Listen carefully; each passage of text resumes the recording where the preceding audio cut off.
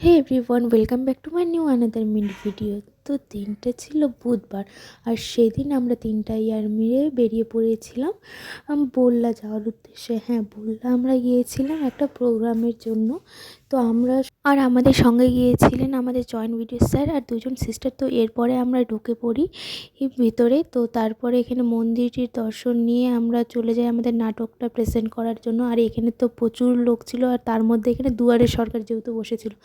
তো তারপরে আমরা প্রোগ্রামের জন্য স্টেজে চলে যাই।